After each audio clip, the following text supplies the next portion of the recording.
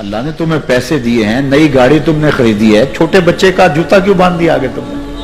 جوتا باندھنے سے اگر یہ ایکسیڈنٹ سے, حادثے سے گاڑی بچ سکتی ہوتی ہے تو پھر پاکستان کے جتنے پی آئی اے کے جہاز ہیں سب پر باندھ دینا چاہیے, سب پہ جوتے لٹکے ہوئے ہوں. عجیب تم نے فلسفہ تراشا.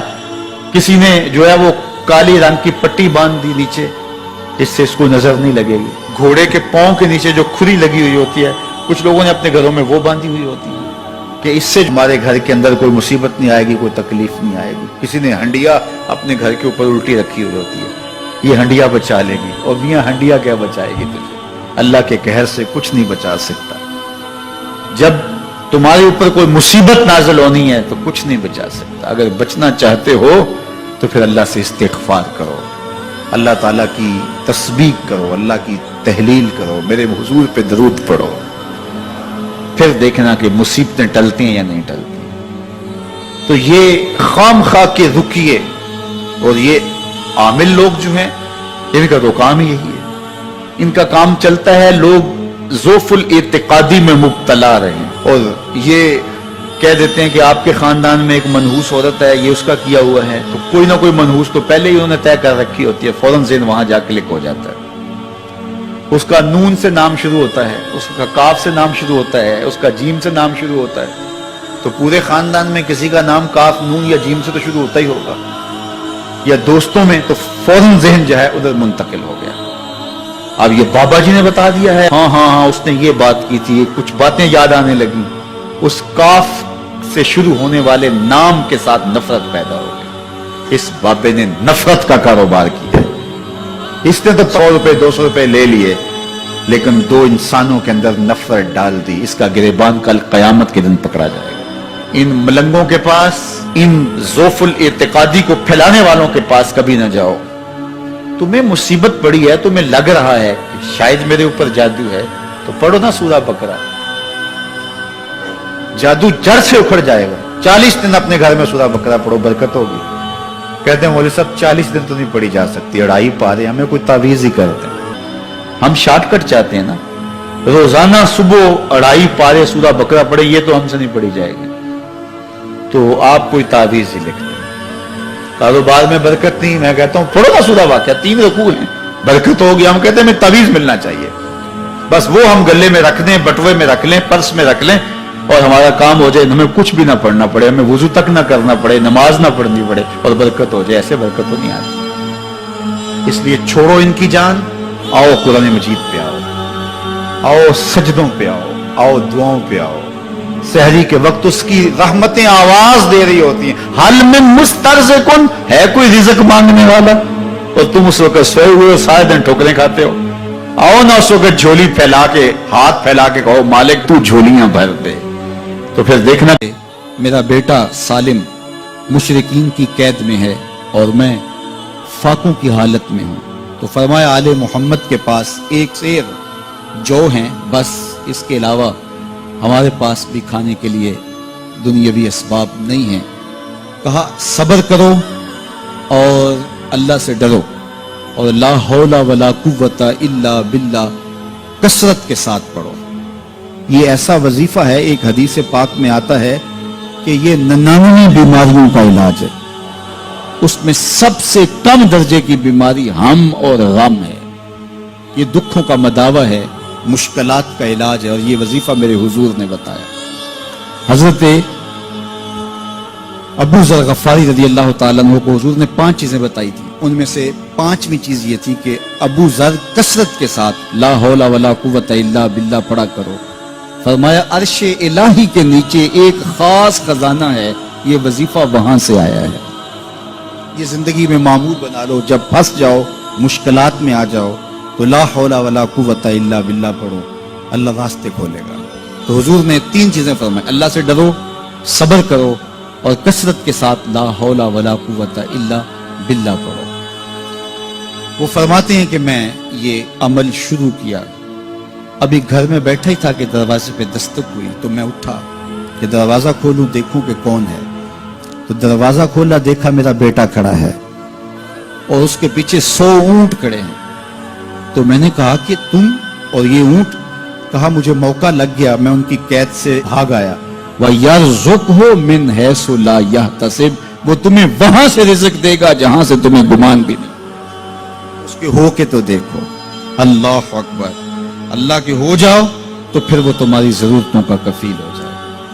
فرمایا حضرت عبداللہ ابن مسعود رضی اللہ تعالیٰ عنہ نے کہ کسی شخص کو فقر و فاقہ آ جائے تو وہ لوگوں کو بتائے کہ میں آج کل بڑے مشکل حالات میں ہوں، ہر وقت لوگوں کو بتاتا رہے تو اس کی مشکل بڑھے گی، اس کی مشکلیں آسان نہیں ہوں گی اس طرح۔ اور اگر وہ اپنی اس مشکل کو کسی سے شیئر نہ کرے بلکہ مصلی بچھا کے اپنے رب سے کہے کہ مالک فقر و فاقہ آ گیا ہے اور اس کا علاج تیرے پاس ہے، اس مرض کا مداوع تیرے پاس ہے۔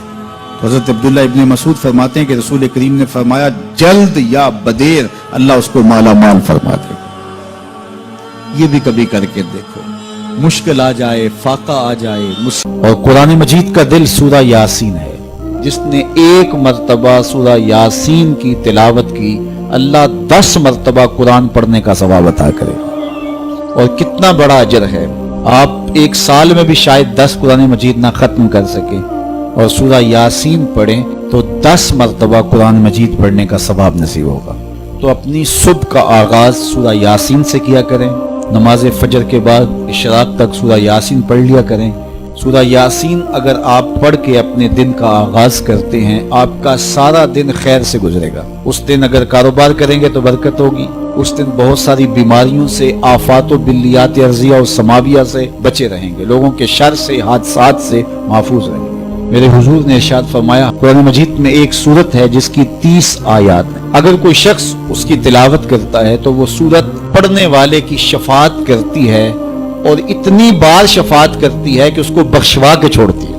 وہ سورت کون سی ہے؟ وَهِيَ تَبَارَكَ الَّذِي بِيَدِهِ الْمُلْكُ، یہ سورۃ الملک ہے، 30 آیتیں ہیں۔ جو شخص اس کی تلاوت کرے یہ اتنی بار سفارش اللہ کی بارگاہ میں کرتی ہے کہ اپنے پڑھنے والے کو بخشوا کے چھوڑتی ہے۔ تو اپنے دن کا آغاز سورہ یاسین سے کریں اور اپنی شب کا آغاز سورہ ملک سے کریں۔ سونے سے پہلے سورہ ملک کی تلاوت ضرور کر لیں، انشاءاللہ اس سے رات برکت سے گزرے گی۔ جس نے ایک دن میں 100 مرتبہ سبحان اللہ و بحمدہ پڑھا، کتنی مرتبہ؟ 100 مرتبہ کیا پڑھا؟ سبحان اللہ و بحمدہ، فرمایا کہ اس کے گناہ سمندر کی جھاگ کے برابر بھی ہوں تو اللہ معاف فرما دے گا۔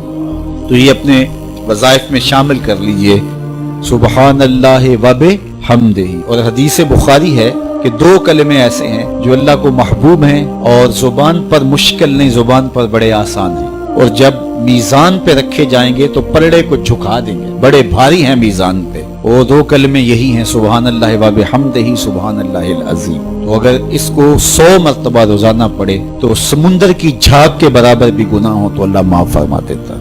اللہ فرماتا ہے ما یفعل اللہ بعذابکم، وہ تمہیں عذاب دے کے کیا کرے گا؟